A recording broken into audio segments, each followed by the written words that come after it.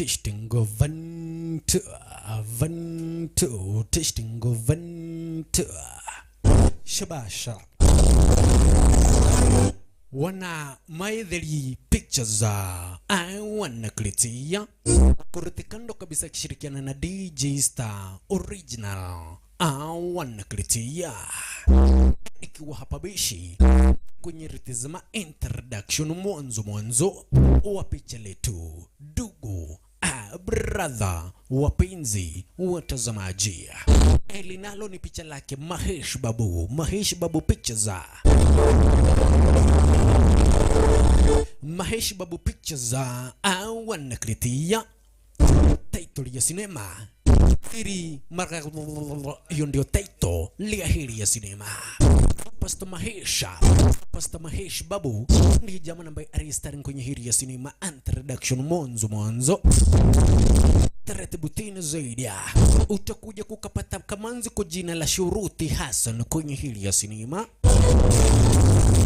Jaya Kapadhi Babu hawa wote ni kati ya binadamu utaweza kuja kuwapata kwenye hili ya sinema Mukesh Rishi introduction mwanzo taratibu tena pose kabisa tuweze kuja kupata kudunda kwenye chanzo yani kwenye mwanzo wa hili ya sinema hii nayo ni movie ambayo nakufahamisha baradhi utakuja kupenda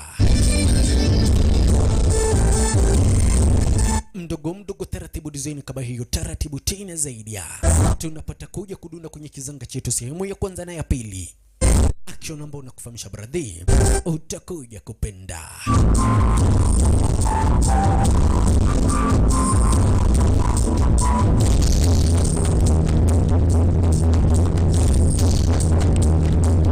Rahul Ravidren wote ni kati binadamu ambao tuweza kuja kuwapata kwenye hili ya sinema Sukanya mama ambaye tuweza kuja kumpata kwenye hili ya sinema bado introduction Ali pia utaweza kuja kumpata kwenye hili ya sinema introduction Edition director akawa ni Koroka Takrasiva kuonyesha mwanzo na mwisho wa introduction anyway hapo bishi mtazamaji tukimalizana na introduction na kupeleka moja kwa moja kwa wote ambao hawajaweza kuja kubebwa na ndege na waingisha ndani ya ndege na zaidi na wapeleka ndani iya chopa shasha jisikia sasa mtazamaji ukiwa ndani ya ndege tuweze kuja kulipata jitu kwa jina lake original Jaya Kapadhi Babu jina la sinema Ravi Kantrida jina lake la sinema na mtazamaji kana kwamba kuna watu ambao wanakuwa na pesa wewe wakati ambapo unaita mashida kwa sababu ya kukosa pesa jamaa kwa jina la Jagapadhi Babu anakugani mtu ambaye anakuwa na pesa mingi tena ajabu shasha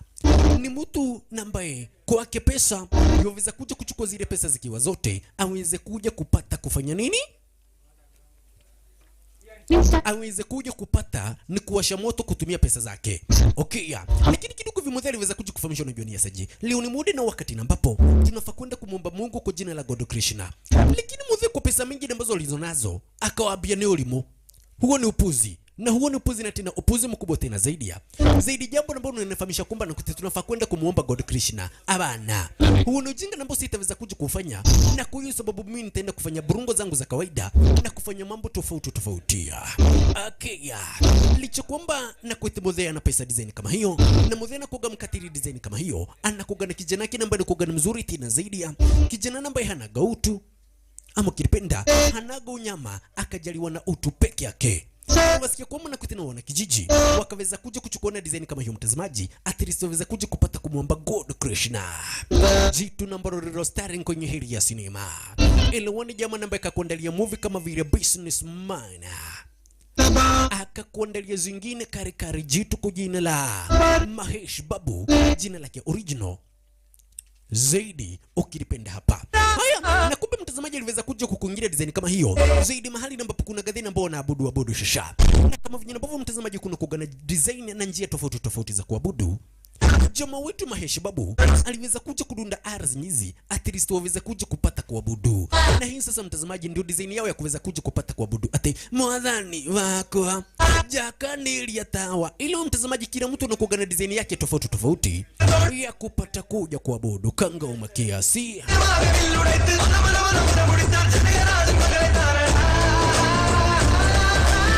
Rama Rama Rama Rama Rama Rama Rama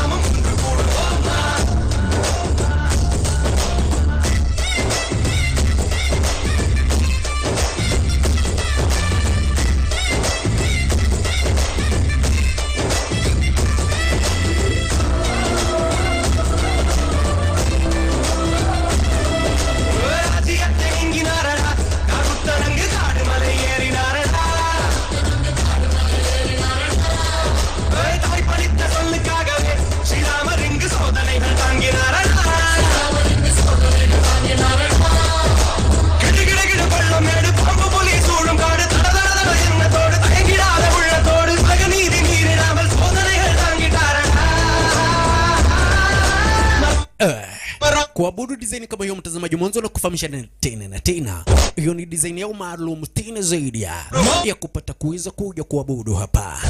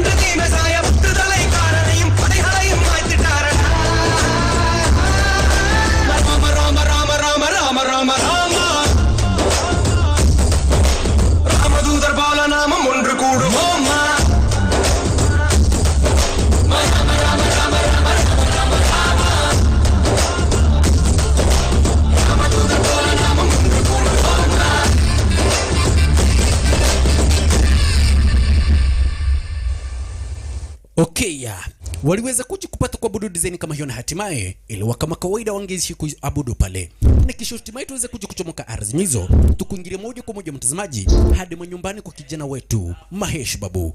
Kumbe sasa wakati ambapo yachomoka mahali ambapo alikuwa kuabudu, aliweza kuja kumpata babake ndio huyo Jagapathy Babu Shasha. Na huyu babake ndiye Jagapathy Babu akaweza kuja kumuuliza Vavari itakuwaje, itawezekanaje ukaweza kuja kuchomoka hapa na mara moja ukaweza kuja kuelekea mahali ambapo mimi kama babako sikuwa nataka uweze kuja kupata kuelekea. Lakini jamaa wetu Mahesh Babu akamwambia Vavari, unajua ni yasaje, sababu kuweza kuja kupata kukuingilia ardhi hizo ni kwa sababu leo hili kuwa ni siku yake ya birthday ya Mungu wetu kwa jina la God Krishna. Unaona? Leo mtazamaji, kuna kuwa na vitu tofauti tofauti. Mwanzo wao anajua siku ya birthday ya Mungu wao God Krishna, lakini haisuru haya. Lakini kijana kaweza kuja kuonyesha, unajua ni yasaje, unafaa kuwa ukifikiria kitu kimoja tu, venye ambavyo utaweza kuja kupata kuchukua biashara za babako. Manake kijana wetu Harsha, iliwa Harsha ni jina lake la sinema. Mahesh Babu. Mahesh Babu kaweza kuja kuulizwa nini mbaya na wewe. Kila wakati waga na kuomba wewe kijanangu, at least uweze kuja kupata kujiunga na kuchukua kazi ambazo ni zangu. Lakini kila wakati nikikuomba kitu kama hicho, napatia kuomba na kutuwaga unakataa na kukataa abada nikatina. Lakini kijana aliweza kuja kumfahamisha babake, unajua ni yasaje, daddy, wewe hata wewe unajua kwamba na kweti vitu ambazo ulizonazo haukuweza kuja kupata kuziridhi kutoka kwa babako. Hapana. Bali wewe ndio mtu ambaye ukaweza kuja kupata kujifanyia kazi. Na mara moja baada ya kuweza kuja kupata kujifanyia kazi, ukaweza kuja kuchomoka ukiwa na brungo hizi zote. Haya. Sasa ngwale siku ambayo ukaweza kuja kufuatia. Kijana wetu Mahesh Babu na babake walichukua na design kama hii sha. At least waweze kuja kupata kubonga na kufahamishwa kwamba na kuti anafaa kuchukua biashara zote za babake. Imagine, eti sasa huyu ni mtu kuchomoka upande wa dedero na kisha anaambiwa ati asichukue mali za babake. Hiyo sasa mtazamaji, hapo kuna mtu ambaye atakufa. Lakini kijana aliweza kuja kufahamishaje babake, daddy staki. Na mudhika aliweza kuja kumwomba kijana yake akamfahamisha, tafadhali. Mimi ni mtu ambaye nagharimu multi billions of money. Pesa mingi tena ajabu. Na kwa hiyo sababu nataka uweze kuja kupata kuchukua mali zangu zote ziweze kuja kuchomoka zikiwa ni zako. Na at least uweze kuja kupata kujifunza kazi ambazo ni zangu. Lakini kijana anamfahamisha babake mimi sitaki kuweza kuja kupata kuchukua kazi ambazo ni zako. Kitu tu ambacho nakitaka babangu, nataka niweze kuja kupata kujifanyia kazi mimi mwenyewe. Niweze kuja kujifanyia kazi mimi mwenyewe na niweze kuja kuchomoka nikiwa mtu ambaye yuko na pesa mingi tena ajabu. Nikiwa mtu ambaye yuko na pesa mingi ajabu kama vijana ambavyo wewe babangu dishtem raundo ulivyo vile na pesa hapa. Olale yaye. Coming straight to the point. Haya. Mwadhani weza kuja kufahamisha, unajua ni yasaji. Sitaki tuweze kuja kuargue tukiwa mimi na wewe. Nataka tuweze kuja kwenda direct to the point. Nataka kukupa kazi. Lakini kijana tuliweza kuja kukatana kadai never.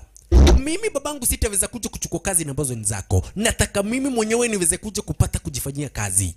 Sikiza. Na kadai kwamba na kwa eti kazi namba kijana wetu Mahesh Babu yataka kuja kuifanya, anataka kuja kufanya kazi ya kilimo. Kaevi na goma. Atiweza kuja kufanya kazi ya kilimo, akadai ndio nataka kufanya kazi ya kilimo ili at least niweze kuja kuchomoka nikiwa mtu ambaye yuko na pesa kama wewe. Haya. Sasa akaulizwa kwa kazi ya kilimo ambayo unatakaje? Jamaa akasema kwamba na kwa eti nataka pia mimi nikiwa mtu mzima kama wewe dadi, nikuwe mtu ambaye yuko na heshima za kwake.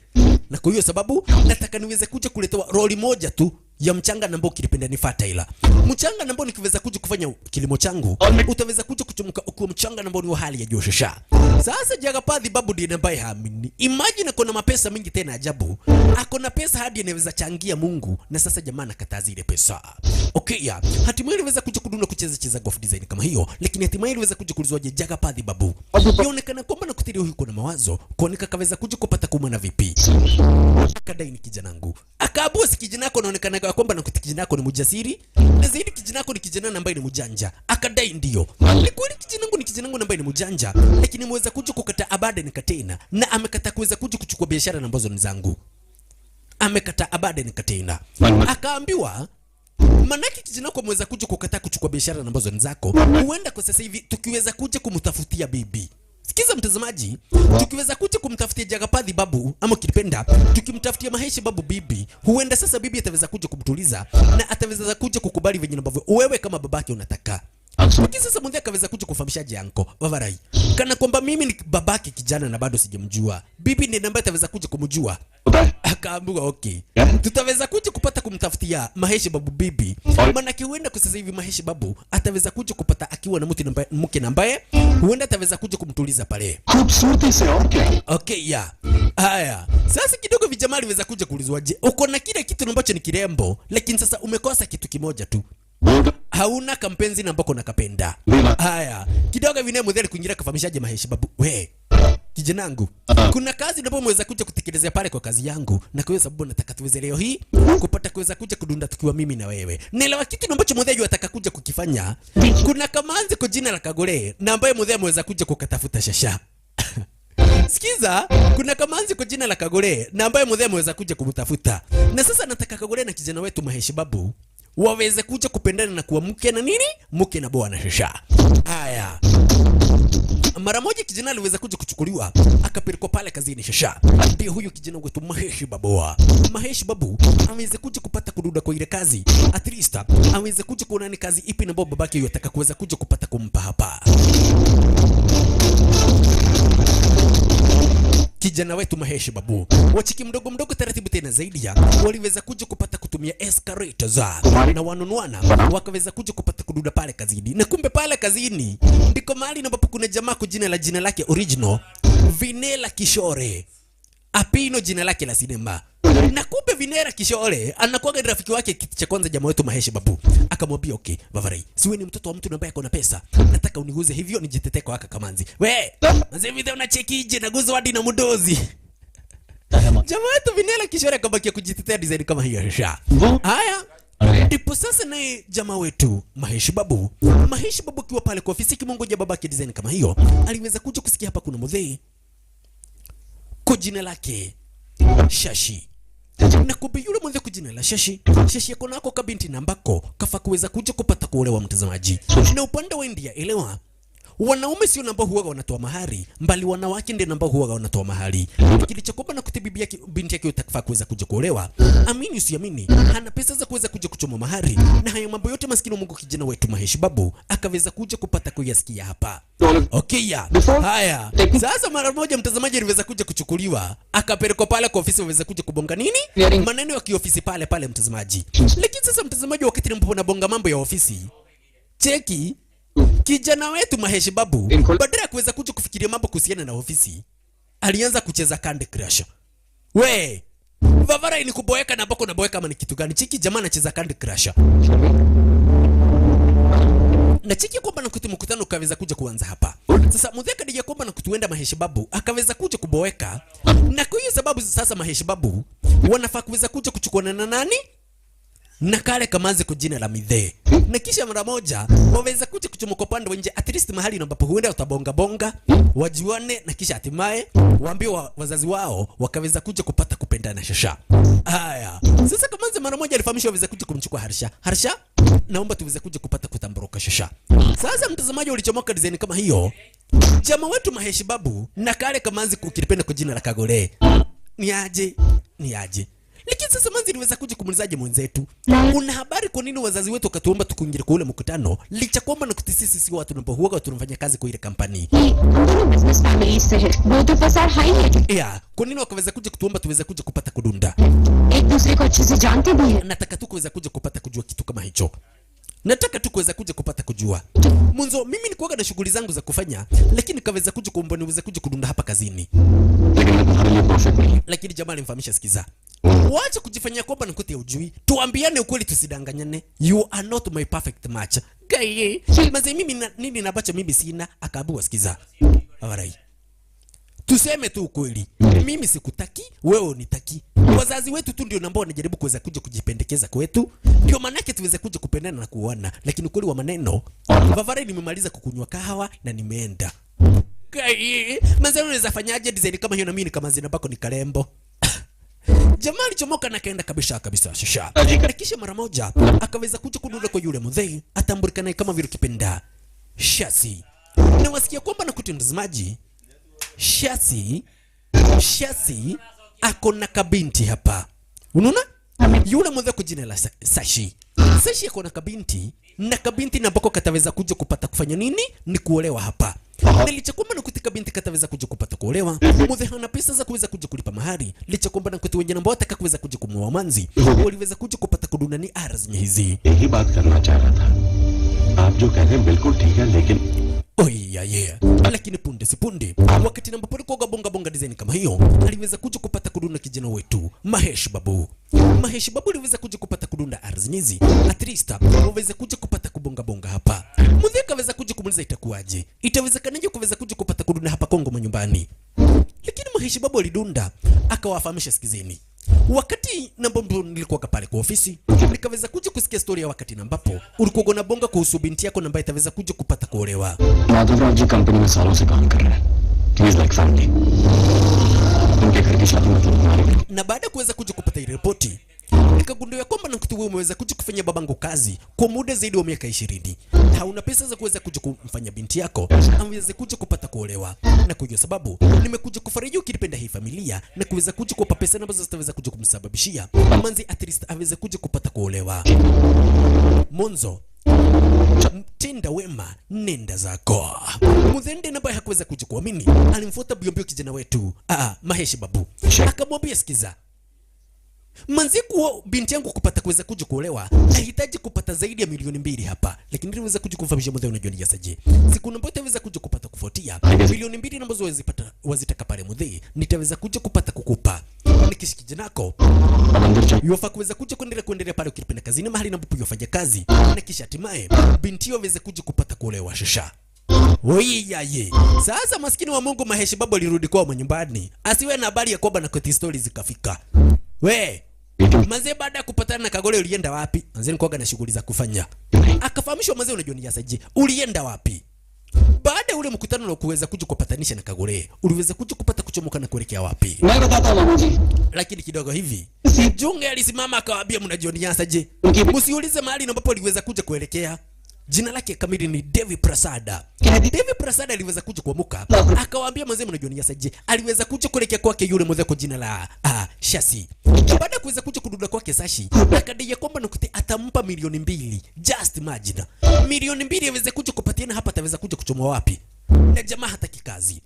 Lakini jamaa aliofahamisha, sikizeni, huyo mzee akaweza kuja kufanya babangu kazi kwa muda zaidi wa miaka 20, na kwa hiyo sababu ndio maana yake nikaweza kuja kuonelea kwamba na kweti pia yule mzee yofaa kuweza kuja kuzidiwa na kusababisha kwamba na kutibi binti yake pale akaweza kuja kupata kuolewa. Huyo mzee ni kama familia yetu, na nitaweza kuja kufanya kadri uwezo wangu, na bila shaka nitaweza kuja kuhakikisha kwamba na kutibi binti ataweza kuja kupata kuolewa ni this time round. Oye, uchikia kwamba na kuti mtazamaji, licha kwamba na kuti kijana wetu kijanake huyo mzee jina la Jagapathy Babu.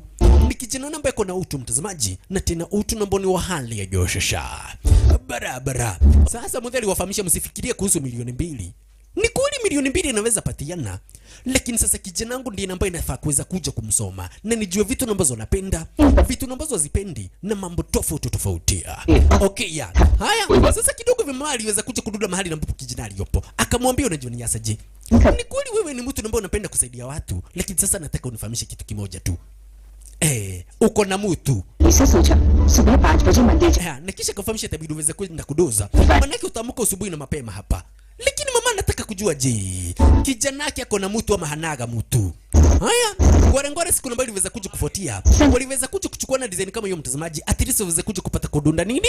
Ni pale kote mpoa. Barabara. Asubuhi na mapema shisha. Kumbi jamaa wetu Maheshi Babu kwenda kuchomoka. Aliweza kuja kuona kamanzi nambako ni karembo. Mbele ya warembo. Kando ya warembo shisha. Cheki jamaa alikuwa galekea pale kwa tempo akapiga about 5. Goja. Terekea nyone wega. Cheki jamaa alirejea tena hajawahi ona urembo kama huo. Kamanzi kwa jina lake original Shurti Hasana. Kamanzi kwa jina lake original Shurti Hasana. Jina la sinema Charusha. Jamaa kapiga about 5 tena. Goja dinaona wega. Sasa kidogo viliulizwa baba ni radhi uko kaa. Mazee kwa nini unazunguka hapa wewe mahali popo? Goja guy. Cheki. Jamaa kwanza na cheki venye performance. Tumezunguka hapa raundi 3. Jamaa akasema nilikuwa nimepoteza njia, lakini mara moja nimekumbuka. Lakini mtazamaji kana kwamba kuna kitu ambacho mwenzetu alikiona. Aliona kamanzi nambako ni karembo hapa. Lakini mtazamaji tuweze kuja kuchomoka ardhi hizo. Tukuingire kwa kijiji kitambulika nacho kama vile Dhurumadu. Na kumbe bado Dhurumadu mtazamaji ni mahali ambapo tunakuja kulipata jitu kwa jina la Sampathy Raja. Sampathy Raja. Na kumbe Sampathy Raja ni gaidi nambani hatari kubwa tena zaidi ya. Ukisikia kwa maana kuti ni gaidi nambani hatari kubwa tena zaidi ya. Amekuwa akiangamiza watu mtazamaji, sio watoto, sio akina baba, sio akina mama ambao ni innocent, bali watu wote ambao wanaishi ardhi hizi, zaidi watu ni wanyonge.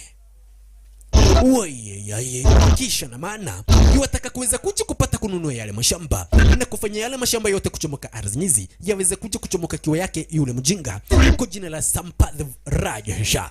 Haya, sasa wale wana kijiji mara moja waliweza kuja kuchukua wale watoto na kisha wakapeleka pale hospitalini sasa. Lakini punde si punde mtazamaji, Sampathy Raja aliweza kuja kupata kudunda shisha.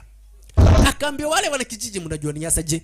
Watoto wakaweza kuja kulipuliwa ndani ya mashule yao na watoto wakaweza kuja kuyaga dunia. Na kwa kila mtoto ambaye ameweza kuja kuyaga dunia, nitaweza kuja kumpa dhao 5. Sikiza mtazamaji, kwa kila mtoto ambaye ameweza kuja kuyaga dunia, ataweza kuja kuwapa dhao 5 peke yake. Na kisha kwa kila mtoto ambaye ameweza kuja kupata kuumia, atawapa dhao 3 pesa taslimu. Ikiwa ni compensation money. Manake mlipuko ambao kaweza kuja kufanyika umeweza kuja kuchomoka kwa kampani zake huyo mjinga kwa jina la Sampathy Raja. Lakini kuna jamaa kama huyo nabali weza kukuingilia mbio kamfahamisha, sikiza. Ni kweli unatupa dhao 5, ni kweli utaweza kuja kutupa dhao 3, lakini watoto ambao ni wanyonge wakapata kuweza kuja kuyaga dunia. Lakini punde sipunde alikuingilia na Rayana. Na Rayana akamfahamishaje Sampathy Raja? Bavarai, hatuna ubaya na wewe na hata siku kukorofisha na ambacho tutakorofisha, tafadhali nenda. Ni vizuri venye ambavyo umeua watoto wetu. Vyetu nitoko madhika. Tutazika watoto wetu. Wewe nenda. Ile mtazamaji huyu ni gaidi ambaye anaogopa vibaya tena zaidi ya. Ni gaidi ambaye anaogopa vibaya tena zaidi ya. Ni ara zenye hizia. Kama takofi. Sikiza. Varai hatuna ubaya na wewe. Ni imagine video venye ambavyo anafanya.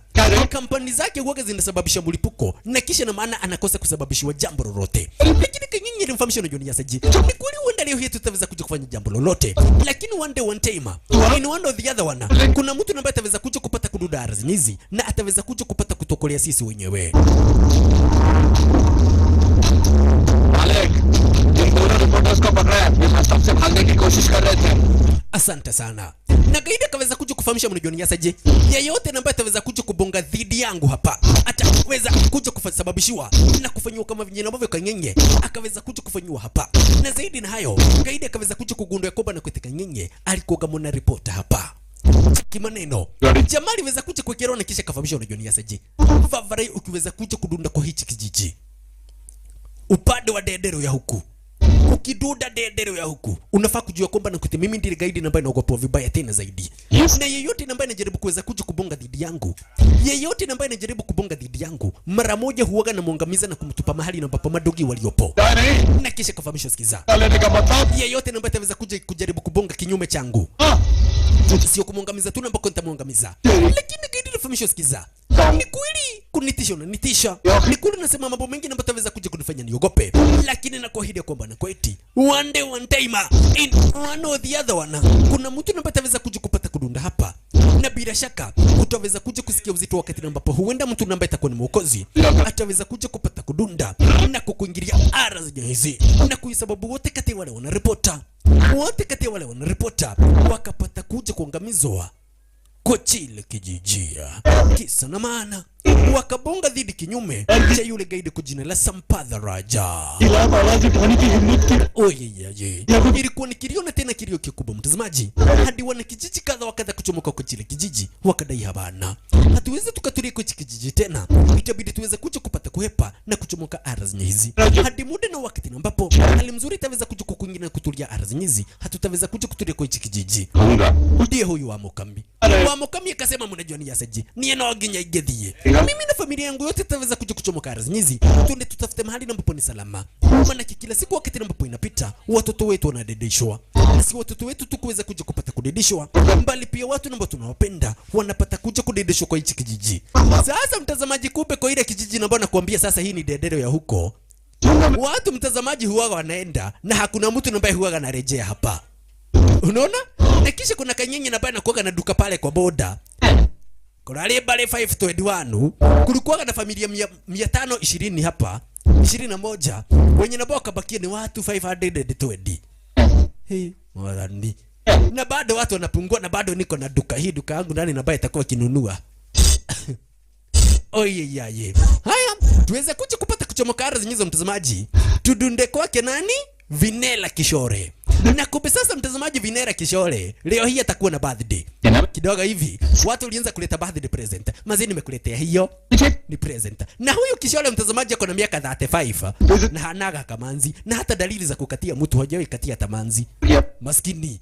Na jamaa wetu naye ako 28 na hanaga mtu, kumbe punde si punde kaliweza kuja kupata kudunda kale kamanzi kwa jina la Shuruti Hassan Shasha. Na kumbe jamaa wetu mali ambapo alikuaga Mahesh Babu alikaona kale kamanzi kwa jina la Shuruti Hassan. Kidogo hivi keki ililetwa. Shuruti Hassan akapatiwa aweze kuja kupelekea nani? Vinela Kishore. Sasa kupatiwa ile keki aweze kuja kupelekea Vinela Kishore, manzi akaonja. Hiyo keki sio tamu, na kwa hiyo sababu akapea watoto. Naelewa sasa mtazamaji, hii keki ndio napo inaogoja upande wa ndani, maana leo ni siku ya birthday. Ni huko kama tu. Na ile jamaa wetu alimuona. Sasa manzi akapea mabeshte wake wote wasiambiane kwamba nakwenda kaiba keki. Kidogo hivi manzi alidunda. Haya, Kishore akafahamishaje jamaa wetu, okay, huyo anaitagwa Charu ni beshte yangu, na huyo anaitagwa Mahesh Babu. Kidogo hivi jamaa aliuliza, iko wapi keki? Si akabu niliweza kupatiana keki. Ati wane ana keki. Kawina ngoma. Sasa jamaa aliyekwenda kutafuta keki. Kidogo vile jamaa wetu Mahesh Babu akafahamishaje manzi wetu, Shuruti Hassan, mazee nilikuona. Kai, mazee ukaniona akiamuko kimwambia nikatupa keki lake. Mazee tutapigwa vita, na sio mimi tu ambaye nitapigwa, hata wewe utapigwa kwa sababu hukumwambia. Okay, tusisemane, si ndio? Haya. Sasa mtazamaji wakamwambia kwamba nakuta hawatasemana, na kwa hiyo sababu watakuwa at least mabeshte. Na kisha manze akafahamisha unajua asaje. Mimi nafanyaga kosi tambulikana kama vile MBA, ati MBA nayo ni gani? Akamwambia hiyo ni kosi ambayo ina deal na modern technology ambazo huaga zinakuingilia pale kijijini. Hey. Mazee inaonekana kwamba ni kosi ambayo ni mzuri. Unasomea wapi? मैंने अपनी सारी पढ़ाई गांव में ही की है. Manze kafahamisha nasomea mahali wa fulani. Na sababu hata kuweza kuja kusomea ile kosi ni ili mradi niweze kuja kupata kurejea kwa kijiji ambacho ni chetu. Nikipata kuweza kuja kurejea kwa hicho kijiji, niweze kusaidia wana kijiji ambao wanaishi kwa kijiji ambacho ni chetu. Kidogo hivyo akaambiwa kwamba nakuitikia kikadunda. We Mazee nikuulize aje umefika tu saizi ushaanza kupata mabeshte. Niguwa koragu. Kisha akamwambia unajua ni asaje mazee unaka kamanzi na venye babu nimeonako kamanzi. Venye babu nimeonako kamanzi. Mazee kamanzi kako fiti. Sasa cheki naye jamaa anajipiga kiselfie aweze kuja kupost pale kwa Instagram. Eti alikuwa anafanya birthday. Jamaa kabwa ni olimo. Mazee unawezaje kuja kupost pale kwa Instagram na hata unaga nini? Haunaga mpenzi. Haya, kidogo baada ya kuweza kuja kuchomoka kwa ile party, jamaa wetu alimkumfuata manzi wetu Shuruti Hasana. Akashuhudia kwamba na kutishuruti Hasana, wana kuingilia hapa na ugoja tiraga kuchomoka pale wale muru, aweze kuja kuchomoka na zile tiraga. Gaya. Niongee na mazi ama niwache. Elewa mtazamaji, kuna kitu ambacho kinakuwa ni kigumu kama mwanaume kubonga na manzi. Haya. Kama aliamua haya, akasimama. Aniaje? Maze poa. Ni wewe namba tulikuwa na wewe kwa pati jana. Manzi akafahamishwa ndio. Kisha jamaa akamdanganya unajua ni asaje nilikuwa nimeleta gari langu. Nikaliwacha pale kwa mechanic. Akaambua hapa hakunaga mechanic. Unawezaje sema mwachia mechanic? Okay, acha tu nikwambie ukweli. Si unaenda pale kwa hostel. Manzi akamfahamisha ndio. Naweza kupatia lifta. Okay, Manzi akamfahamisha haina shida. Kana kwamba nataka kuja kunipatia lifta. Haina wao. Okay, tuende nipatie lifta. Sasa jamaa alikuwa amesema amewacha gari pale kwa ukipenda.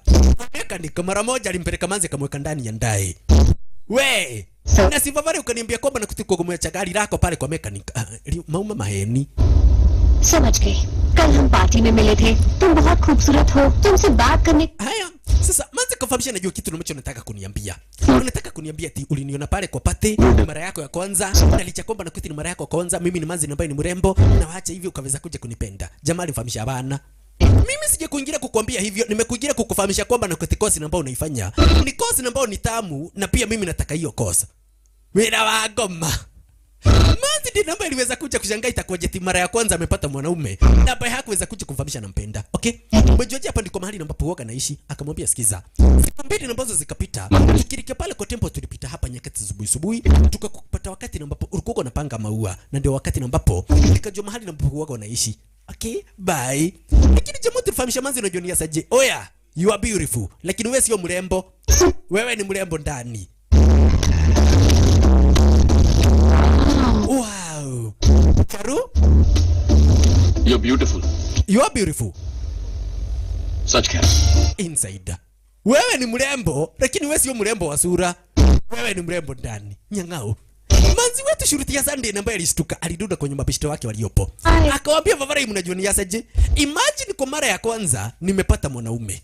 Wanaume wote wananionaga hivi. Kwanza wanaume kuchomoka upande wa dedero. Wote wananinoki, wote wanaanza kunikatia. Nilicha kwamba nakutiwaga wananikatia. Imagine kwa mara ya kwanza nimepata mwanaume ambaye ananifahamisha kwamba nakuti eti mimi sio mrembo venye ambavyo wanataka. Ate Manzi akabu wafahamisha ndio. Hakuna amedai kwamba nakuti nitaki eti nataka mambo kuhusiana na shule yetu. Lakini Manzi akafahamisha sikizeni. Unajua hivyo ndio venye ambavyo wanaume huaga wanaanza. Kitu ya kwanza wanajifanya hakuna mapenzi. Alafu siku ya pili wanaanza kukufuatafuata kama dogina ambayo iko na moruke. Goja. Aya, sasa Manzi kufahamisha ngoja. Siku napata weza kuja kufuatia. Najua jamaa atakuwa kisinzia kwa sababu ya mapenzi. Manzi akaulizwa wewe nama. Huyo mwanaume anakaa kuwa klasi sana. Akadai never. Najua kwamba na eti ananitaka. Sasa mtazamaji siku nambayo kafuatia. Jamaa wetu Mahesh Babu alikuingia pale shuleni. Manzi akajua bas. Si umeona amekuja hadi shule yetu kusomea huku bas. Lekeone. Ngoja uone. Sasa Manzi anangoja Mahesh Babu amsalimie. Jamaa alipita, akaenda kaka huko nyuma, hakubongesha Manzi wetu Shuruti Hasana. Wadhani. Na kisha kapata hapa kuna jamaa kwa jina Subash. Subash wakakuwa mabesti na jamaa wetu Harsha. Na kisha kidogo hivi mwalimu akadunda. Ile ni mwalimu wa lectures. Akawaambia sasa tutaweza kuja kusoma somo la kupanda miti. Kupanda miti. Haya. Akawaambia sasa ni somo la kupanda kuni ama kipenda miti na kuendea kuni. Haya. Wakaanza kupigiwa lecture. Sasa nafikiria kwamba nakuti Mahesh Babu atamtazama inenogo. Nani atakuniangalia tu haniangalia. Sasa Manzi ndiye ambaye ana mapenzi. Jamaa wetu hana mapenzi. Haya. Manzi alianza kuwaza. Alright. Huyu mtu ataniangalia vipi? Atawezaje kuja kuniangalia siku ya kwanza? Kidato kikapita mtazamaji. Cheki jamaa hata akumbuke kwamba nakuti Shuruti Hasana anakuwa kwa ile shule. Cheki. Kumbe naye Manzi alizoea. Anaona kwamba nakuti mwanzo jamaa wetu anakuwa na gari. Cheki. Jamaa wetu sina kuwa na gari. Manzi anakuingilia haya. Si unateremka hivyo hii. Haya nipatie lift. nipatie lift. Haya, mara moja jamaa wetu akaweza kuja kumpatia Shurti Hassan lift na kumpeleka design kama hiyo shasha. Mazi kifikiria jamaa wetu tambongesha kuhusu mapenzi. Mazi kifikiria jamaa tambongesha kuhusu mapenzi, alianza kumfahamisha hii. Wavarai, ushawahi endea kuni? Mazi akamfahamisha kuendea kuni ni tabia mbaya. Hayo ni maneno mabaya sana. Usiyoiambia mtu anaendeaga kuni. Ti maneno mabaya. Unaona? Sasa jamaa badala abongeshe Mazi kuhusu mapenzi, akamleta moja kwa moja hadi akafikisha Mazi manyumbani. Mazi ndiye ambaye anakasirika nyangao. Na jamaa kaenda haya. Serious itithero. Jamaa yuko serious minus jokes. Mazi ndiye ambaye haamini. Yaani jamaa nafikiria ataweza kuja kunipenda. Sasa Mazi anaweza kuja kulizwa je. Jamaa akaweza kuja kufanya nini? Lakini sasa Mazi ndiye mwa hata aweza kuja kumwaga unga. We, hebu sema pale kwa darasa. Mazi jamaa alikuwa ananiangalia tu. Badala ataweza kuja kusoma jo. Mazi alikuwa ananiangalia urembo ambao nilionao. Mazi nafikiria kunifahamisha ananipenda. Najua tu anaogopa venye ambavyo ataweza kuja kunifahamisha nini ananipenda. Traditional and modern concept of siku ya pili pale shuleni. Mwalimu akaweza kuja kupiga lecture tena. Tena maskini Mungu Mazi wetu Shurti Hassan kutazama jamaa wetu Mahesh Babu. Jamaa yuko serious ni kuandika tu. We, kaiye, Mazi niangalie tu. Jamaa ataangalia. Kidato kikapita siku ya pili shasha. Ile Mazi hajaweza kuja kubongeshwa na jamaa wetu Mahesh Babu. Na cheki jamaa aliweza kuja kuchomoka na akaenda kabisa. Kwenda Mazi anaweza aje kuja kuchomoka hivyo. Sasa Mazi ni mbio. Elewa kama kawaida apewe lift apelekwe pale manyumbani. Lakini leo hii Mazi kufika apata ya kwamba nakuti jamaa kaenda. Cheki akifika pale shuleni hana shughuli na Mazi wetu Shurti Hassan. Muadhani. Sasa hadi hatimaye Mazi aliweza kuja kuona ni ulimu. Sasa mwanzo jamaa habongi na yeye. Alimuita jamaa wetu Mahesh Babu. Nikuulize aje? Ni madhara ama ni kitu gani? Unajua kwamba nakuti niko kwa hii shule? Nilicha kwamba nakuti niko hapa. Hakuna wakati na mpopo huko unanibongesha. Huko unanipita kana kwamba mimi ni mti. Pole. Unajua mwalimu ametufunza sana mambo ya kupanda mti na kuendea kuni. Unaona? Hizo ndio vitu ambazo mwalimu anatufunza sana. Haya, kwa ufupi akamwambia tutakuwa tukibonga tena kufika pale darasani. Jamaa yuko busy habongishi Mazi wetu Shurti Hassan. Sasa Mazi aliona. Mazi ni smailisha chiki jamaa ku smile. Wewe. Sasa unataka cheki sasa Mazi. Mazi niangalie jo. We. Yaje. Mazi niko poa. Ndio gua. Hivyo ndio venye unataka. Sasa Mazi ukipenda anapata sasa story za kwenda kubongesha wale mabishte wake sasa. Unaona? Za kwenda kubongesha wale mabishte wake sasa. Na kisha wakilekea pale manyumbani, akaambia jamaa unajua ni yasaje, nicheze kale kangoma. Kawili pore eti kama utaenda angalia pa kutua kwenye jani au bustani la maua. Cheki jamaa kupatiwa simu na Manzi akatupa. Kaina goma. Ngoja. Sasa leo Mazi anajaribu tu venye ambavyo Mahesh Babu atampenda. Lakini jamaa wetu amebaki kuwa kichwa ngumu hapa. Unaona? Mazi anachukua jamaa anampeleka mahali kama hapa. Akifikiria jamaa ataweza kuja kumkatia. Jamaa anafikiria tu kuhusu vitabu. Mazi kipigia jamaa wetu Mahesh Babu. Cheki, jamaa akipigia design kama hiyo, badala akatie Mazi anaanza kubongesha Manzi nini? Maneno kuhusu nini? Kuhusu vitabu. Cheki Manzi anasinzia hadi pale darasani kwa sababu jana hawakulala. Ngoja. Wakienda pale kwa ndai, Mazi wana dozi design kama hiyo. Mwanzo hawakupata nafasi ya kudozi. Sasa Manzi kuamuka, Mazi alikuwa anataka kunipiga busu leo jamaa alikuwa anafungua mshipi. Afungulie Manzi aweze kuja kupata kutamboroka hapa. Kwa ufupi mtazamaji, jamaa wetu Mahesh Babu akaanza kutulia na Manzi hapa wakiwa na mapenzi ya ubeshte. Elewa sasa hawa ni mabeshte, rafiki kama yule mwingine. Lakini sasa Manzi wetu Shurti Hassan akona mpenzi ambao ni hali ya juu. Yumpenda maskini wa Mungu Manzi, ama kipenda jamaa wetu. Na Manzi ashaweza kuja kujipakwa kwa jamaa wetu Mahesh Babu.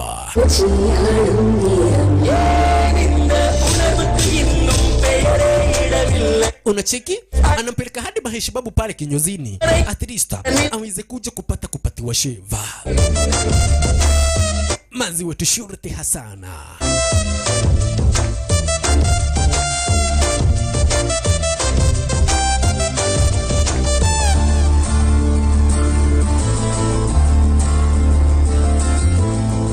Okay. Na wachiki kwa ufupi mtazamaji, kila mahali ambapo Mahesh Babu yochomoka zaidi, kila mahali ambapo Mahesh Babu yochomoka na kuelekea Shuruti Hasana yomfuta kama kivuli cha kijama wetu design kama Heshesha.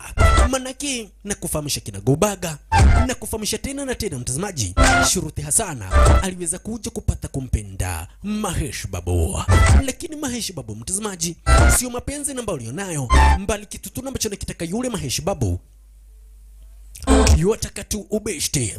Wachiki jamaa kichangia watu kule mitaani, wengine wakitoa kateni babu yeye anatoa la 10. Mahesh Babu manake babake ni mudhena ambako na pesa mingi tena ajabu shosha. Manzi akawa yompeleka jamaa wetu mahali tofauti zaidi, mahali ambapo ataweza kuja kumonyesha jamaa wetu Mahesh Babu ya kwamba na kwetu yuwa muhopenda yuwa msinsia ndago sinsia ndani sinsia ndago ngo yako na kona. Unaona zaidi mahali ambapo mtazamaji kwa sasa hivi ataweza tu kuja kumonyesha manzi ya kwamba na kwetu yuwa mpenda, ama manzi kumonyesha Mahesh Babu na huyonsa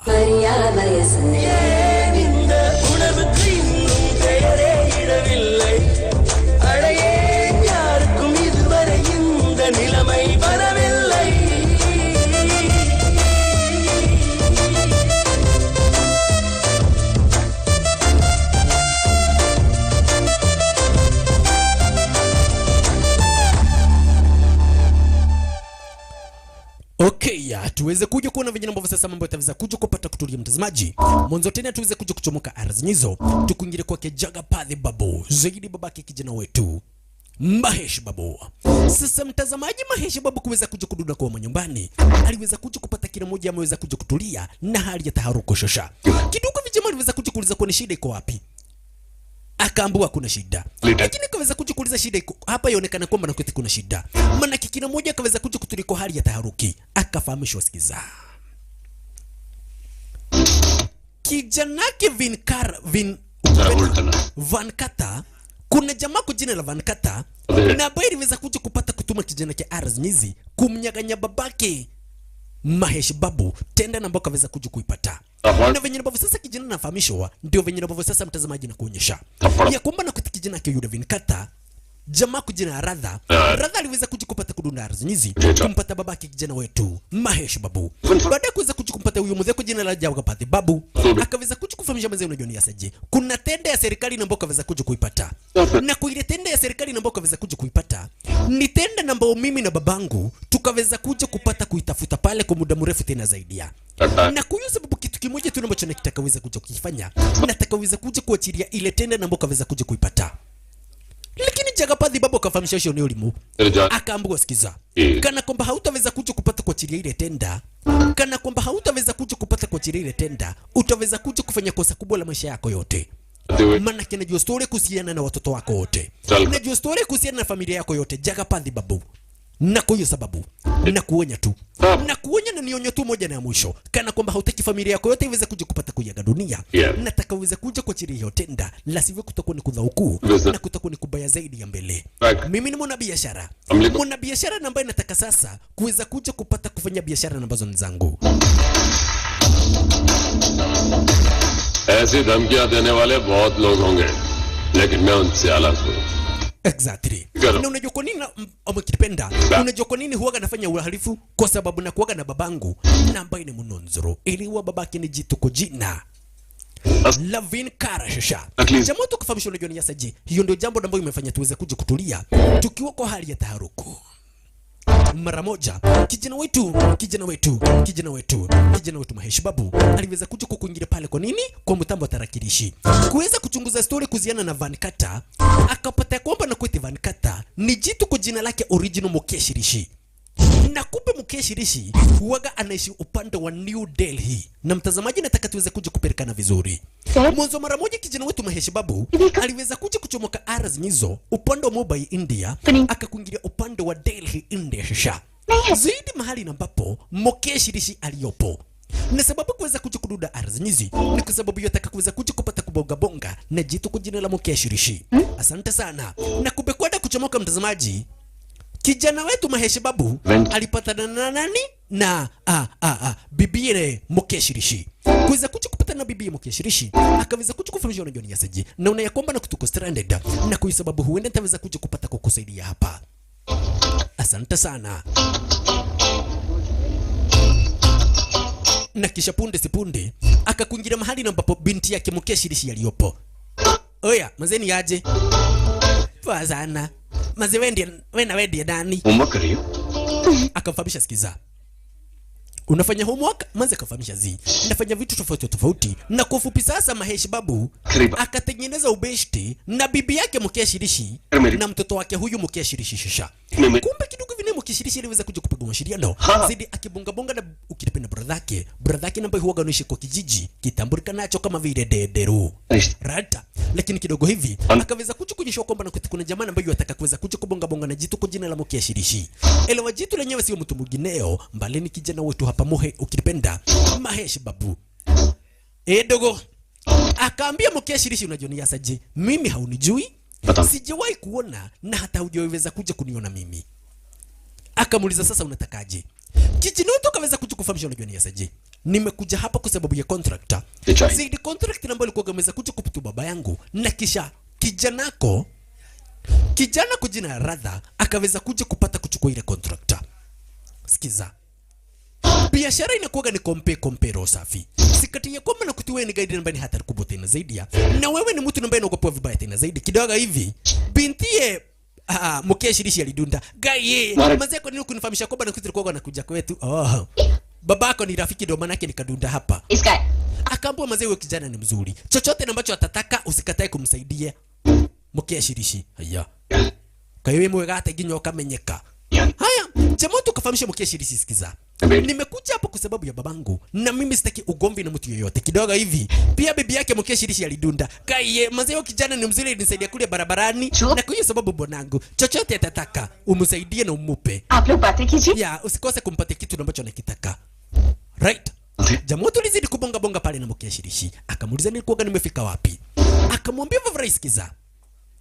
Sitaki kuingilia mambo kuhusiana na familia yako. Na kwa sababu nakupa advice moja tu. Nataka uende ufahamishe kijinako awachane na familia yetu. Kama venye ambavyo pia mimi nitaweza kuja kupata kuachana na familia yako Mukeshirishi. Lakini usipoweza kuja kufanya kitu kama hicho, kwa njia moja ama nyingine nitaweza kuja kupata kurejea ardhi hizi. Na wakati nitarejea ardhi hizi, mambo yatakuwa sio mazuri kama venye ambavyo wafikiria yataweza kuja kuchomoka akiwa Mukeshirishi. Fanya hivi. ये बात समझ गया. काम उम्मीद से जल्दी हो गया. उसे समझाओगे ना? इकलौता बेटा है शायद. Nataka uende uonye kijanako. Umwambie kwamba na kweti awachane na biashara na babangu kaweza kuja kuchukua. Na leo hii nimekuonya. Leo hii ni onyo tu ambayo nikakupa. Gaye manze kwani unaenda? Akawafahamisha manze naenda. Akaabua goja ukunywe kachai. Akaambia Mukeshirishi, tazama. Nikakwambia kwamba na kweti bibi yako na bintio wataweza kuja kuniomba niweze kuja kukula chakula cha ardhi na nimeweza kuja kududa kukuonya.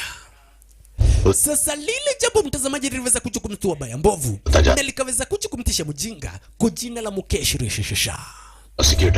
उसको ज़्यादा चल भी चढ़. Ndio huyo kijana yake Mukeshirishi. Zaidi kijana kwa jina Radha. Sasa mtazamaji, mara moja Radha aliweza kuja kufahamisha bodyguard wake mdogo wake ya kwamba na kweti tunafaa kwenda kufanya kazi fulani ambayo kilipenda huyu kijana akaweza kuja kupata kupatiwa hapa. Lakini punde sipunde yule bodyguard wake kijana kwa jina Radha aliweza kuja kupiga mashiriano. Akambuya kwamba na kuti kuna kijana kwa jina la Mahesh Babu na ambaye akaweza kuja kudunda upande wa New Delhi na akadunda hapa kuweza kuja kunitisha. Nataka sasa bila kumtumia kijanangu uweze kuja kuchukua magaidi wangu muweze kuja kudunda mahali na ambapo Mahesh Babu aliyopo na mara moja muweze kuja kuhakikisha kwamba na kuti Mahesh Babu ataweza kuja kupata kuiaga dunia. Tafadhali. Kwa kutishwa na ambako Mukeshirishi akatishwa, aliweza kuja kutuma magaidi wake waweze kuja kupata kumwangamiza nani? Kumwangamiza kijana wetu Mahesh Babu. Barabara kabisa. Haya, sasa mahali ambapo manzi wetu Shurti Hassan aliyopo. Shurti Hassan aliweza kuja kupiga mawasiliano na Vinela Kishore. Vinela Kishore akamfahamisha unajua ni aje?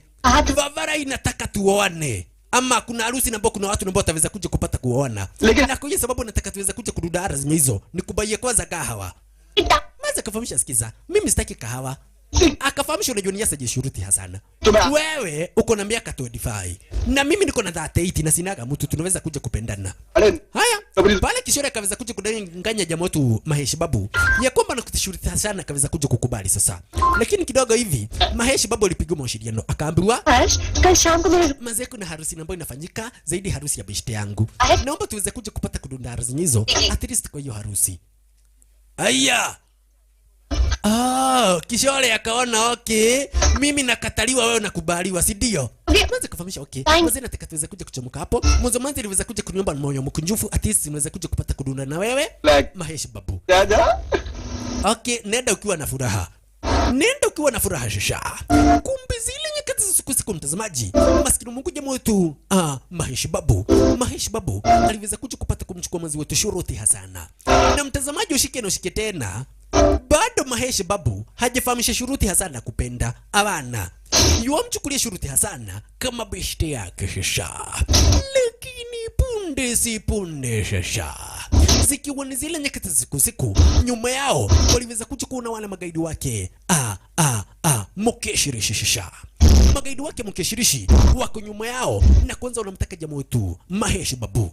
Haya, sasa kidogo hivi walidunda kwa ile ukipenda harusi sasa. Lakini makosa ni kwamba na kutimtazamaji bado pando rivasha. Jamaa wote kitazama nyuma anachikia kwamba na kutibado magaidi wanadunda. Ile kitu gekolemeni. Mazi tutamugoga karithi kogo Haya, sasa jamaa kutazama kuchikia kwamba na kuti magaidi wanadunda. Akaulizaje manzi, varai, iko wapi choo? Manzi nataka kwenda choo. Atirisi nifahamisha mahali ambapo msalani paliopo. Akaambiwa okay, utaenda hivi upiga kona na kisha uteremke. Haya, jamaa alichomoka. Sasa magaidi kuchikia kwamba na kuti jamaa wetu yuachomoka, mara moja wakaamua kumfuata nani? Mahesh babu. Barabara waliokuja kumfuata kijana wetu Mahesh babu. Kufika hapa sasa mtazamaji, wakamkosa Mahesh babu. Ngoja cheki maneno, angalia sura mambo ndugu brother wapenzi mtazamaji. Mwanzo kidogo hivyo kimtafuta jamaa wetu aliweza kuja kudunda, akafika mahali na ambapo bodyguard wake Radha aliyopo. Akaambia bodyguard wake Radha, sikiza, tuko kwa harusi na mboni ya wenyewe. Na kwa hiyo sababu Vavarai sitaki kuharibu harusi ya wenyewe. Nataka tufanye hivi, tutafute mahali ambapo ni pazuri, mahali ambapo huende tutaweza kuja kupigania muda na wakati mwinginepo. Nini? Maze lazima udedi. Mahesh babu kamfahamisha, tafadhali, sitaki tuharibu reception ya wenyewe, sitaki tuharibu harusi na mboni ya wenyewe. Manze, nataka tutafute mahali penginepo. Akaabua ni olimo, lazima mtu aweze kuja kupata kuyaga dunia. Na kisha unajua ni asaje, magaidi watachomoka nyanja zote shasha. Lakini kusema uweze kuja kumpepeta kijana wetu Mahesh babu, kusema uweze kuja kupata kumpepeta Mahesh babu, brother, hiyo ni kuwa na ndoto za mchana. Alimkamata Karudo, ni ukanyita Karudo agua, na kisha kafahamisha, sikiza, babangu, mamangu, dadangu, mimi, ndugu zangu, ndio nguvu na ambayo nilio nayo, na maze kujaribu kuponga kuhusu familia yangu. Eti kuweza kuja kupata kufanyia familia yangu maovu. Hapo ndiko mahali ambapo mtaweza kuja kupata kujiroga. Ndio huyu Mahuria, jetagwa Mahuria, ndio kenda kwa Mahuria alihulio, cheki Mahuria bingirisho kama santuri. Na goja, hakuna kuchafua harusi ya wenyewe. Chapishwa watu kipita, ngoja wadeka dhuti, nikutengeneza suti. Goja, magaidi ni kweli wanadunda. Sasa jamaa wetu na hadi na Saidongi wewe na kuona na kwanza na kuona hadi na Saidongi kutazama aone murata menu ni rafiki jo kuja gifade hii kwanza nipate kuja kumalizana na wewe kamata Karudo na kisha kwenda kabisa kaa chini tulia. Wacha nitulie we jamali, tulia hapo na kisha na maana jamaa wetu Mahesh babu we Filifo we kisha Filifo kwenda gongo pause kama toa ndeke. Sisi ni mabeshte, ni mapozi. Ni mapozi tu. Haya, na kisha na maana kwenda kabisa Karudo. Na kisha kama nyuire tene yatia. Kwani walikunywa pombe mapema aje wakarara. Cheki. Jamaa wetu bado akacheki gaidi. Oka. Fuata nyuki kule asali. Gongo akapita kama kipepeo na kisha jamaa wetu akatamboroka shasha. Akaona wengine watatu. Haya. Na hapa kuna familia ambayo inadunda shasha.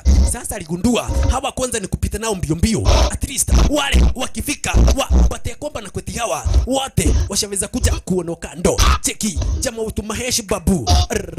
Kijana wetu Mahesh babu shasha. Kijana wetu Mahesh babu. Kwenda kabisa.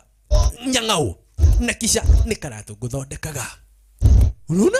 Nikiatu nikuwa natengeneza. Mimi hata sijeguza mtu. We Vavarai, all clear.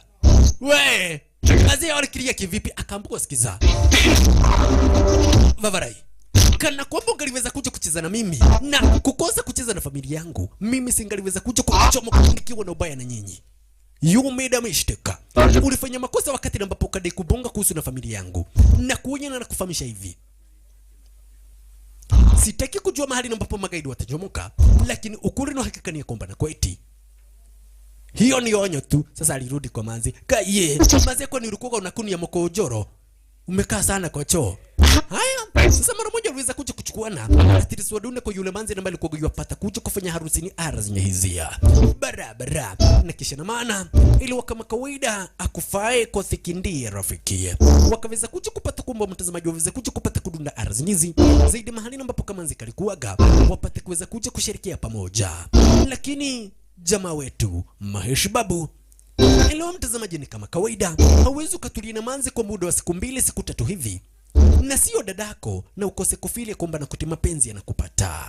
Hai, kafi din baad mili kaise ho? Aya, kishi kidogo hivi kuna mwana ambaye aliweza kuja kukungira kwa fahamishaje. We, sisi tuliweza kuja kuadapt mtoto.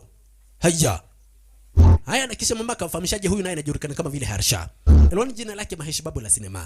Is साल का स्कूल में एडमिशन करना. Akulizo huyu mtoto ni wako, mama akamfahamisha zi. Mimi sinaga uwezo kupata mtoto na nikaweza kuja kupata kumadapt mtoto moja hapa. Lakini maza kafahamisha magari ya ligi. Jaribu tena.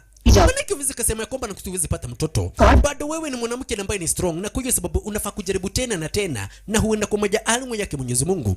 At least ukaweza kuja kuchomoka ukiwa na ukipenda mtoto ambaye ataweza kuja kuchomoka akiwa ni mtoto wako hapa. Jaribu tena na tena. Sudha, chalo chalte. Aya, lakini mama alimfahamisha sikiza, wakati ambapo kuna uwezo unafaa kuja kuadapt kitu ambacho unakipenda, na zaidi mtu ambaye hana hali yake ya kawaida. Zaidi hana uwezo kuweza kuja kuchomoka akiwa mtu ambaye yuko na uwezo wake pale. Haya, we, Vavareju unasema watu adapt watoto, wewe utaadapt wangapi? We, ati adapt mtoto. Mimi nitapata watoto 2 ama 3 ama huenda 4. पहले शादी करके एक पैदा कर लो, उसके बाद मैं तुम्हें exactly. Na baada ya hapo kana kwamba nitakuwa na uwezo huenda nitaweza kuja kutafuta katoto ambako nitaweza kuja kupata kuka adapta. Baadaye mtazamaji jamaa wetu Mahesh Babu anaweza kuja kupata kuchukua Manzi design kama hiyo na kumpeleka moja kwa moja hadi kwao nyumbani. Lakini utakubali na mimi nikakufahamisha mtazamaji ya kwamba na kuti Mahesh Babu ameanza kumpenda Manzi wetu Shuruti Hasana. Lenye tu nambara wagopa kuweza kuja kufahamishana mtazamaji. Jamaa wetu anaogopa kuambia Manzi na kupenda. Na Manzi kama kawaida anaogopa kuambia jamaa wetu anampenda. Mwanzo huenda jamaa ataweza kuja kupata kumbeba vibaya. Haya. We, Manzi wewe ni hadi sama. तुम अच्छे हो. अच्छा. Ndani ama nje? बहुत अच्छे हो. Manzi kafahamishwa na Junior Saji. Wewe ni mrembo ndani na wewe bado ni mrembo nje. Barabara. Kwa ufupi mtazamaji, hawa watu wanapenda na vibaya tena zaidi ya. Lakini sasa makosa ni ya kwamba na kweti kiwa wote wanaogopa kufahamishana ya kwamba na kweti kuambiana ya kwamba na kweti wanapendana hapa. Niliwa kama kawaida mtazamaji kwa movies za Kihindia, mahali popote ambapo kuna mapenzi, kangoma katamu kama penzi huaga kanafuata. Sikiza sauti ya kangoma ambako kanacheza ndidhishte mraunda. Niliwa hindi sauti ambayo inaweza kuja kumtoa nyoka pangoni, ikamleta yule nyoka akakuuma ukakufa, ukamwacha mchezaji wimbo akicheza ule wimbo. Sikiza.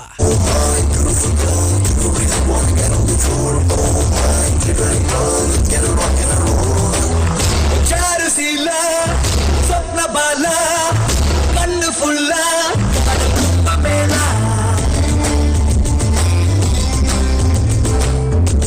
बनाना चाइना बोला आसे खुला नील के Kundla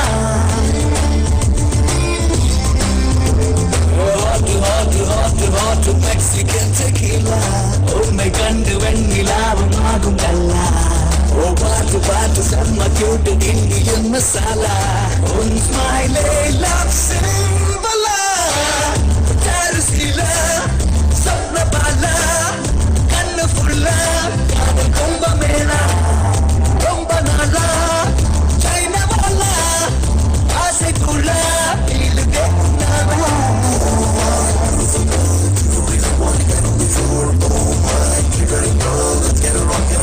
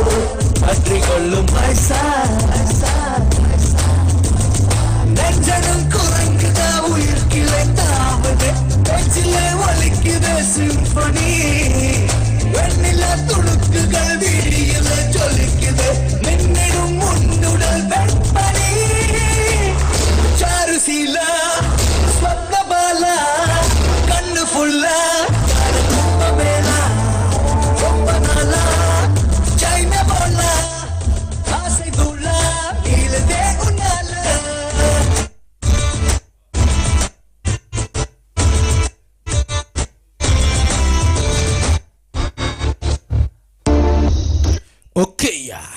Tuweze kuja kupata kuchomoka tena ardhi nyizo mtazamaji, na moja kwa moja tuweze kuja kupata kudunda ardhi nyizi na tukuingilia upande wa Dendero shasha. Kuchile kijiji upande wa Dendero, mahali na tukaweza kuja kupata kwamba na kwetu kuna gaidi atambulikana kama vile ukipenda Sampadhi Raja. Kumbe licha kwamba na kwetu na kijiji wanalia design kama hiyo, Sampadhi Raja aliweza kuja kukata Abadan Katina na akakata kuweza kuja kupata kuchomoka kampani yake na iko ardhi nyizi ya kutengeneza pombe. नहीं हुई तो हम क्या करेंगे? Na kumbe ile kampani ambayo unasikia mtazamaji na kutengeneza pombe ndio kampani ambayo imekuwa ikisababishia wanakijiji na zaidi kaweza kuja kupata kusababishia wanakijiji wengi tena zaidi ya wakapata kuja kuyaga dunia shasha. Sasa mara moja yule jamaa kujina na Rayana ambaye ni kama chifu wa chile kijiji aliweza kuja kupata kuduna kubonga bonga na mjinga kwa jina la Sampadhi Raja. Akamwambia tafadhali mazee naomba uweze kuja kupata kuondoa hizi burungo, mwanzo zinaleta mambo ambayo ni mabaya. Lakini jamaa aliweza kuja kusema unajua ni asaje dakwilo Vavara sitaki mtu ambaye anabonga bonga kinyume na mambo ambayo anayataka. Na kisha hiyo mito ambayo mnasema ya kwamba nakutina kauka inakauka kuchomoka kwa zile chemical ambazo zinachomoka ndani ya kampani zangu. Nataka muweze kuja kunipa hayo mashamba yenu yote, na kila mmoja aweze kuja kupata kuchomoka ardhi nyizi na kwenda kabisa. Sasa cheki mtazamaji, kama kawaida kwa chile kijiji cha Dendero, sasa watu huaga wanachomoka na huaga hawarudi. Sasa tena hapa kuna familia zingine na ambazo mtazamaji zimemweza kuja kupata kuchomoka ardhi nyizi na kwenda kutafuta mahali ambapo huenda kwa majaliwa yake Mwenyezi Mungu wataweza kuja kupata lishe bora na kupata maisha ambayo ni mazuri. Bwana chief aliweza kuja kujaribu kuomba yule mmoja kwa jina na Rayana aliweza kuja kujaribu kuomba design kama hiyo, lakini wakakataa Abadan Katina mtazamaji. Na kisha hatimaye wakamoya kwamba na this time round wataweza kuja kuchomoka. Manzi tulikuwa 520 na sasa manzi naona kama tuko 518. Ole drona gogithie na mbele venye naona mambo yakielekea hapa, naona ya kwamba na kutipia kakaduka nitaweza kuja kupata kukafunga. Oye ni kwa mashida na bwana mtazamaji yanafanyika na zaidi yanafanyika kwa hichi kijiji barabara. Haya tuweza kuja kupata kuchomoka kwa hicho kijiji tena mtazamaji. Mwanzo kwa picha letu tunaenda na story mbili tofauti. Story yake gaidi kujina Sampadhi Raja na zaidi jamaa wetu Mahesh Babu hapa. Haya tuweza kuja kurejea mahali ambapo manzi wetu Shuruti Hasana aliyopo. Manzi kwa jina ya Shuruti Hasana. Kumbe wakati ambapo nasoma kwa People Daily ya siku hiyo mtazamaji, wakaweza kuja kupata kwamba na kweti Mahesh Babu ni muda na wakati ambapo Shuruti Hasana kaweza kuja kupata ya kwamba na kweti Mahesh Babu ni mwanawe Jagapadhi Babu. Na Jagapadhi Babu ni multi-billionaire na ambaye huwaga anaishi upande wa Mumbai, India shasha. Cheki maneno. Na manzi kuweza kuja kupata ile report mtazamaji. Maskini Mungu manzi kuweza kuja kupata ile report. Akashtuka vibaya tena zaidi ya. Na kumshtuka namba kaweza kuja kumpata maskini wa Mungu manzi tu Shuruti Hasana. Akaanza kumuignore. Akaanza kujifanyia kwamba na kweti hamjui maskini wa Mungu jamaa wetu Mahesh Babu. Cheki wakidunda pale shuleni mtazamaji. Kama kawaida manzi alikuwa yua bebo na Mahesh Babu. This time round hata kijambo lote kuhusiana na jamaa wetu Mahesh Babu. Swali ni je, kwani huyu naye Jagapadhi Babu naye ni mtu wa aina gani shasha? Maana kimanzi kuweza kuja kupata tu ya kwamba na kutibu Jagapadhi Babu, kupata kwamba na kutibu Jagapadhi Babu ni babake ukipenda maskini wa Mungu Mahesh Babu aliyemoya kwamba na kutibu sasa hivi hata kistori zote kuhusiana na Mahesh Babu. Cheki jamaa kijaribu kupigia manzi mawasiliano, manzi kipigo mawasiliano design kama hiyo, amini usiamini anakata simu muadhani. Imagine jaweza kuja kukorofishana na jambo lolote. Hakuna lolote mbaya ambalo kaweza kuja kupata kuulizana, lakini kwa sasa hivi bado wazidi kufanyana maovu Mahesh Babu. Haya, sasa wakati mmoja aliweza kuja kutulia kumungoja maskini wa Mungu manzi tu Shuruti Hasana, akaweza kuja kumuulizaje manzi. Alright, iko shida gani? Manzi akafahamisha niko fiti na hakuna kitu kibaya. Jamaa akafahamisha I love you. I love you. Ati Jamali famsha ndio nakupenda. Natingia wakati ambapo nikaweza kuja kukuona muda na wakati wa kwanza. Ndio wakati ambapo sasa mambo ndani ya moyo wangu, ndani ya maisha yangu yaliweza kuja kupata kubadilika. Hakuna kitu kizuri ambacho kimekuwa kikifanyika ndani ya maisha yangu hadi wakati ambapo nikaweza kuja kukupata Shuruti Hasana. Kwanza wakati ambapo nikaweza kuja kukuona, naona ya kwamba na kuti mambo yangu yaenda vizuri tena salama wa salimini. Kila wakati nikikuona Shuruti Hasana, moyo wangu huwa unapiga konde. Na kwa ufupi nakupenda na nakupenda na roho yangu yote. Sijui kosa ambalo nikaweza kuja kukufanyia na hata sijui jambo ambalo nikaweza kuja kufanyika hapa. Lakini mazi nimfahamisha sikiza. kana kwamba ni kweli babako ni Jagapathy babu, mimi na wewe hakuna wakati ambapo tutaweza kuja kuchomoka tukuwa bibi na bwana. Manake wewe hata ujui kwenu na wewe washiarirwo huko. Jamaa akasema nilisikiaga wakati mmoja ya kwamba na kweti babangu alikuwa ameweza kuja kuchomoka kwa kile kijiji upande wa Dedero. Akaambiwa ndio. Na sasa kana kwamba babako akaweza kuja kuchomoka upande wa Dedero. Babako na babangu ni watu ambao wanachukiana kama maji na petroli. Babako kati moja alikuwa ni mwokozi wa kijiji, lakini one time akaweza kuja kupata kuumana vijana ambao kakaumana, na babako na babangu wakaweza kuja kuchomoka kwa kama maji na petroli. Babangu ni mmoja kujina na Rayana ambaye bado yajaribu kuweza kuja kupata kwa kule kijiji ambacho ni chetu. Na kwa muda ambao kaweza kuja kupita ugomvi ambao yuko baina ya babako na babangu, siamini kwamba na kutuenda mimi na wewe tukaweza kuja kuchomoka tukiwa bibi na bwana. Na pale maskini wa Mungu manzi wetu Charu Shuruti Hassan, jina lake original mtazamaji, akaweza kuja kupata kujipa miondoko. Ndipo sasa jamaa wetu walianza kuwaza ati Dedero. Sasa niulize huko ni mahali ambapo kumetedera ama huko ni wapi? Jamaa alianza kuwaza akijiuliza, je, kwani hicho kijiji ambacho kaweza kuja kukisikia ni kijiji cha aina gani shisha? Jamaa wetu Mahesh baba barabara kabisa. Na kubena Jagapathy padhi ukipenda Jagapathy baba kapata kwamba na kwa eti kwa ile contract ambayo yule kijana kwa jina Radha alikuwa yataka kuweza kuja kuitekeleza. Kwa ile contractor amini usiamini kampani yake kaweza kuja kupata ile contractor. Akauliza, je, nani ambaye kaweza kuja kufanya kitu kama hicho?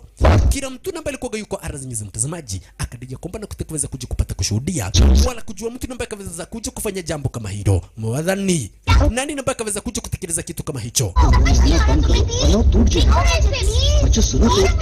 Unaona? Alianza kuuliza yule mmoja kwa jina la Jagapathy babu, lakini kidogo hivi aliweza kuja kuduna mahali ambapo Harsha aliyopo. Akamwambia, sikiza, kuna kitu ambacho sio cha kawaida na ambacho kikafanyika, na najua ya kwamba na kuti ni mtu mmoja tu ambaye anaweza kuja kufanya kitu kama hicho. Najua ya kwamba na kuti ni wewe Harsha. Wewe ndiye ambaye kapata kuja kuokolea babako. वो लोग हमारी कंपनी का tender code जान जाएंगे. Yeah. Ni wewe ambaye kaweza kuja kupata kuokolea babako. Kijana wetu alidai ndio. Kijana wetu aliweza kuja kudai ndio. Contract मिल गया. Na lenye tu na bora najalisha ya kwamba na kampani yako dadi ikaweza kuja kupata ile contractor. Akamwambia nilijua tu ya kwamba na mtoto wa simba ni simba. Mtoto wa mtu ambaye ana pesa kama hizi lazima aweze kuja kuchomoka akiwa na pesa kama hizi. Ndio ya kwamba na mtazamaji Harsha, muda wako kuweza kuja kupata kufika kuweza kuja kuchukua kampani mara moja, utaweza kuja kupata kuchukua hizo kampani. Enjoy, relax. Na kisha kabia kijana yake unajua ni yasaje kwa venye napo sasa kuweza kuja kupata kuniokolea. Relax, enjoy na kila kitu ambacho nakitaka mimi kama babako nitakupa. Ukitaka kwenda Kenya kutulia nitakupa kile kitu ambacho nakitaka hapa. Disho alikugira mahali na ambapo Disho aliyopo. Leo ni jamaa ambaye nikakufahamisha Devi Prasad jina lake original. Akamwambia, sikiza Vavarai, hakuna mtu ambaye anakujua kwa hii familia ukaweza kuja kupata kulitoka kwa hii familia. Na kwa vile na kuona nikana kwamba kuna information ambayo najaribu kuweza kuja kupata kutupa zaidi information kuhusiana na babangu, na huenda jambo baya likiweza kuja kupata kufanyika. Akiangai mazee, unajua ni yasaje tutaweza kuja kupata kuangaliana na wewe Devi Prasada na jamaa wetu Mahesh babu akaweza kuja kuchomoka. Wacha hivi kaidi kwa jina Radha zaidi kijana yule Mokeshirishi aliweza kuja kupata ripoti kwa bana kwa iti Mahesh babu akapata kuja kusaidia babake na Deshtem Ronda akaweza kuja kupata ile contract. Wana very big I mistake shasha kuweza kuja kupata ile ripoti mara moja mtazamaji. Akaweza kuja kuambia bodyguard wake unajua ni yasaje kana kwamba ni yule kijana ambaye kaweza kuja kusababisha hivyo anafaa kuweza kuja kupata kuona kando. Akaabua, sikiza, usifikirie kwamba na kuti mambo yameanza leo hii. Kijana aliweza kuja kuchomoka upande wa Mumbai akakuingilia upande wa New Delhi mahali ambapo babako aliyopo. Akaweza kuja kumuonya babako ate akaonya babangu. Akaambiwa ndio. Aliweza kuja kupata kuonya babako na akaambia babako kijaribu kuweza kuja kupata kucheza na familia yao mara moja ataweza kuja kupata kuiaga dunia hapa. Na mtazamaji, wakati ambapo yule radha alikuwa yochomoka, kuna kitu ambacho kiliweza kuja kufanyika. Mtazamaji, nitaweza kuja kukuonyesha hivi karibuni. Mwanzo muda na wakati wenye huo, wakati ambapo radha yochomoka kwenda kumtafuta kijana wetu Mahesh Babu. Naye Mahesh Babu aliweza kuja kupata kuchukua baisikeli yake design kama hiyo, na moja kwa moja aweze kuja kuchomoka upande wa Mumbai India, aweze kuja kupata kuelekea Wanonwana hadi upande wa Dederu, zaidi kijiji ambacho yataka kuweza kuja kudunda, akiwa na imani ya kwamba na kweti ndicho kijiji mahali ambapo kijana wetu Mahesh Babu akaweza kuja kupata kuzaliwa muda na wakati wa kwanza. Mdogo mdogo, taratibu tena puzi kabisa, kijana wetu Mahesh Babu akiwa na kabaisikeli kake design kama hiyo, yuachomoka kielekea pale kwa bus station zaidi mahali ambapo atachukua turaga ambazo huaga zinaelekea upande wa Limuru ikuje kimtupa pale upande wa Dederu. Okay barabara alisura mambo dugo adho mtazamaji, maana kijana wetu Mahesh Babu alizidi kutambaa na kutambaa design kama hiyo, akitaka kuja kuona kijiji mahali ambapo kazaliwa, na wasikia kwamba na kitiko chile kijiji wakaweza kuja kupata kuchomoka muda na wakati ambapo kijana wetu Mahesh Babu alikuwa bado yungali mtoto mdogo hapa.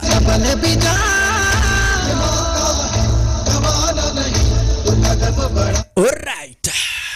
Kijana aliweza kuja kuchomoka design kama hiyo mtazamaji, na Wanonwana akaweza kuja kupata kuchukua zile turaga. Ilo hizi sasa mtazamaji ni turaga za kwenda Limuru barabara, at least iweze kuja kupata kumpeleka Wanonwana hadi mahali ambapo sasa mtazamaji huenda ataweza kuja kupata ule mji ama katauni ka kijiji katambulikanako kama vile Dederu barabara kabisa. Na mtazamaji, tupelekana vizuri tena zaidi ya wakati ambapo jamaa wetu Mahesh Babu kaweza kuja kuchomoka design kama hiyo, amini usiamini, na yule mjinga kwa jina la Harsha pamoja na magaidi wake design kama hiyo waliweza kuja kupata kuchukua miti shasha, ni ile miti kaweza kuja kupata kududa mahali ambapo turaga ilikuwaga. Cheki sorora mambo dogo brother, wapenzi mtazamaji, maana kuweza kuja kupata kududa mahali ambapo turaga ilikuwaga. Mara hiyo wakaweka mugiki na kisha hatimaye wakadundu pande wa ndani, lakini mtazamaji kuweza kupata kudundu pande wa ndani kinyume cha matarajio kila moja namba yuko RZJZ. Hawakuchomoka na kijana wetu Harsha, mbali waliweza kuchomoka na wanaume watatu, na wote kati ya wale wanaume amini usiamini walikuwa ni wanaripota hapa. Cheki angalia sura mambo ndugu brother, wapenzi mtazamaji, mwanzo kaliumanaji wakati ambapo yule Harsha alikuwa yochomoka aliweza kuja kupigiwa na uncle yake mawasiliano, na kumbe uncle yake ni Sampadhraja na Bainigaidi upande wa Dederu. Akawaambia sikizeni, kuna wanaripota ambao wanachomoka kwa hichi kijiji wakiwa na information ambayo huenda itaweza kuja kusababisha kampani zangu za kutengeneza pombe ambao ni mbaya ziweze kuja kupata kufungwa mara moja shisha, na kwa hiyo sababu naomba muweze kuja kupata kuona kando ni kitu na ruonaru. Sasa kumbe sasa tena wakati ambapo nafuata wale wajinga punde si punde ikawa na habari ya kwamba na kutimuda, na wakati wenye huo ni wakati ambapo tena tiraga mahali ambapo kijana wetu Mahesh Babu aliyopo ya pita arazinyizi wakapata ya kwamba na kuti barabara ikafungwa shisha. Cheki mazee, unajua ni yasaje, nataka hiyo information yote ambayo mko nayo zaidi kuhusiana na uncle yangu. Leta biombio Nyang'au, leta biombio hizo information zote ambazo mlizonazo zaidi kuhusiana na familia yangu hapa. Lakini wakapo sikizeni, huenda kwa hiyo mtaweza kuja kutufanyia madhambi, lakini one day in order the other one kutaweza kuja kuchomoka mwingine na baya tatusaidia. Sasa jamaa watu walidunda akawaambia mnajua ni yasaje, we ondoeni gari nipite, mwanzo sisi ni kwenda tunaenda kwenda kabisa. Elo sasa naye Harsha hamjui jamaa wetu nani Mahesh Babu, we toa sura hapo Nyang'au kwenda kabisa. Kidogo hivi gaidi moja alichungulia akamjua Mahesh Babu. Mwanzo anakumbuka venye nabavo kapepetwa na Mahesh Babu, akambiaje Harsha dogo ndio yule mwenye napa tulikuwa tunaenda kumwangamiza amejileta hapa. Sasa tunaua watu waine. Wacha Harsha hajisikia ya kwamba na kutu ndio mtu ambaye alikuwa anamtafuta. Hamari pidaisi. Ya jamani ambaye tulikuwa tunafaa kwenda kumwangamiza wakati ambapo uncle yako kapiga mawasiliano. Haya. Si yako lile washo mgoda. Yaani sasa wewe ndiye ambaye tulikuwa tunakutafuta ukajileta. Sasa jamaa aliuliza mnanitafutia nini? Niliweza kuja kudunda mahali ambapo babako alikuwaga Nikamuonya na nikakumwambia aweze kuja kupata kukuonya. Tafadhali fanya hivi. Mimi sina ugomvi na nyinyi. Sina shughuli yoyote ambayo mnaifanya. Tunataka tu kuweza kuja kupita tuendelee kwa safari ambazo tunaenda. Nenda chomo hiyo gari niweze kuja kujipa mashughuli. गाड़ी छोड़ तुझे इस दुनिया से Akaambiwa pia wewe Vavara utaweza kuja kupata kuyaga dunia. Hata wewe lazima utaweza kuja kupata kudedi kwa makosa ambayo mkaweza kuja kuifanya. Guide akatumwa.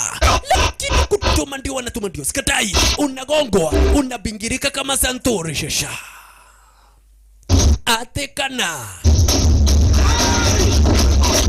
Cheki, unagongwa dugo brother wapenzi watazamaji. Mara hiyo hiyo unabingirika na kwanza unabingirika kama Santuri. Unagongeshwa mtazamaji na kurukoga kumenyesha. Mazi unatoka kavumbi. Jamaa wetu Mahesh Babu. Cheki, salale jamaa kwa jina la Mahesh Babu. Loloyo yai. Atekana.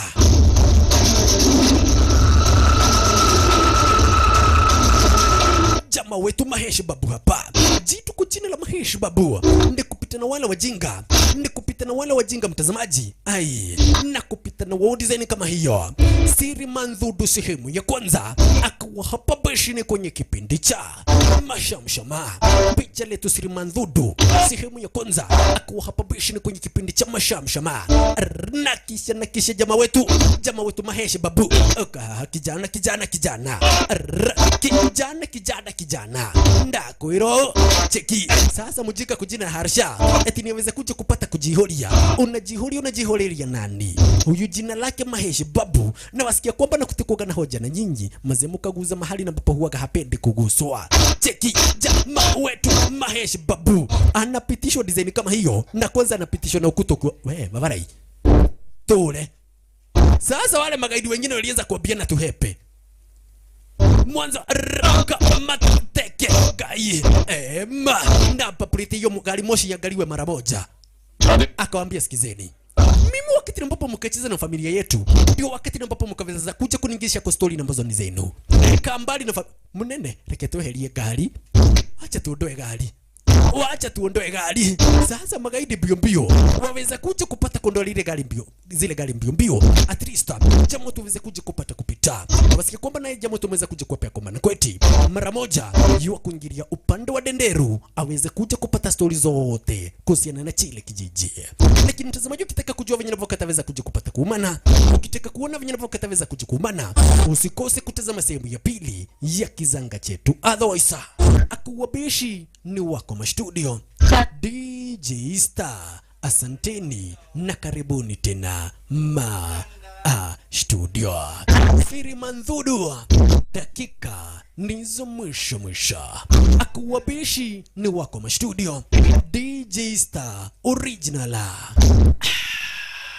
Wakanda barabara.